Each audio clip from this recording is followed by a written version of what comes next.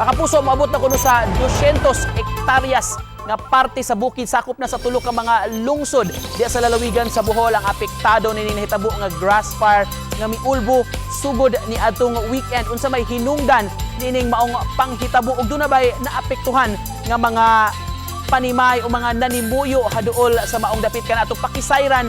Makapuso, kay karong buntaga mahinabi nato FO1 Francis Yana, investigador sa Alicia Fire Station diya sa lalawigan sa Bohol. Maayong buntag, FO1 Yana. Hello sir, mayong buntag da sir, Nico Sereno. Mayong buntag sir. Kaya salamat sir sa pag-uban namo karong buntaga. Sir, kanus man ginigi alarma sir unsa may hinungdan ining pag-ulbo kini nahitabo nga grass fire diha sa inyo? Nahitabo ni sir sa Pizza 23 sa Abril katong miaging adlaw. Unya nagsugod ni nga sunog mga alas 2 sa hapon. Bali ang sunog nga nagikan dito sa sitio Kabugnayan, Mabini, Bohol. Pagka mga alas 5 sir, nitabok na diri sa bukid sa diri sa Alicia, diri sa Panoramic. Gikan sa Mabini sir, nitabok sa Alicia, lain pa kuno pong lungsod sir ang apektado sir. Yes sir, sa Ubay po sir, Ubay Bohol sir. Speaking of Alicia Panoramic Park sir, usa ni sa maingon tara bang gidagsa karong panahon na usa sa mga suruyana nato, atraksyon nato di sa lungsod sa Alicia apektado sir sa nitabong grass fire? Yes sir, katong nag-trail run dire, mao toy na sunog dire sa Panoramic. Katong last April 16 sir. Sino nakaingon sa sunog sir base sa inyong investigasyon? Ang sa investigasyon ako sir kay under investigation pa sir, pero pag adto nako sa Mabini nga side, bali dito naguna ang sunog, pero under investigation pa ang kuan sir og unsay hinungdan gud sa sunog. Kay bali ang kayo nitabok raman diri sa kuan, kay ang atong mga pugon sa kabukiran kay mga kuana, mga tag-as nga, mga patay na pod. Dili na gid siya mapugnan. Unsa kalisod sa inyo sir ang firefighting ani, kay we heard dili man ni accessible sa mga fire trucks o kinahanglan pa kuno mong magbaklay, maglakaw mo mga firemen?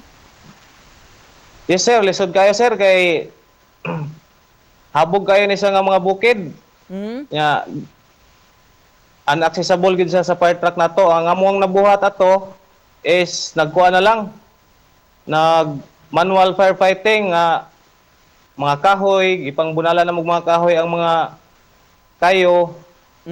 Naghimo po mig kuan sir mga fire line, pero di gihapon matabang tungod sa mga kahoy nga sunog na, mga kugon, mga tag-as na kayo. Unsay sitwasyon Kalira kayo nakakuan? Nakakatap, nakadako? Oo sir, kay labi na sir nga hangin katong Pizza 23 sa hapon, hangin kayo. Di gid siya mapugngan. Unsay sitwasyon karon sir, nagpadayon pa bag kayo sir or na kontrolar na fire out na nato? Nakontrol na diri sa Alicia sir, pero sa side sa Ubay Bohol murag ni daga na pud ngadto, pero sa karon nga adlaw murag wa naman puy kuan aso. Doon na may mga balay haduol ni mga affected nga mga area sir, layo ra ni sa community? Naay medyo dool nga mga balay sir, pero amo nang gibantayan sir, pero so far wala may nakuan, wala may na damage. So may pahimangno ninyo sa mga residente sir nga nanimuyo haduol, although distansya rin ni sir no sa nahimutangan gyud sa kini kung asa gyud ni nagkayo? Hinatunta mga residente diri sa Alicia nga dili in taon magdaog kay lisod na magkayong panahon na, kay arang inita, hangin, init. Unya og mahitabo ng daob, di na gyud nato mapugngan. Mo dali ra gyud kayo na mo kanat no sa labi na sa kuan kung samot na kung naay mga tanom. Apektuhan atong mga pananom, sayang ang mga tanom sa mga DNR. Dagko na unta pero nasunog lang sa kuan tungod sa. While you're on that sir, kanang dunay plantation sa DNR diha nga affected. Sir, unsa may mga tanom ani sir? Naa sir, mga lubi, mga kahoy, mga kawayan sir, naa sir. Hasta sa LGU sir na sila yung mga tanom nga naapil og kasunog, mga kahoy gyapon. You were saying kaganihan sir, kugon po sir no?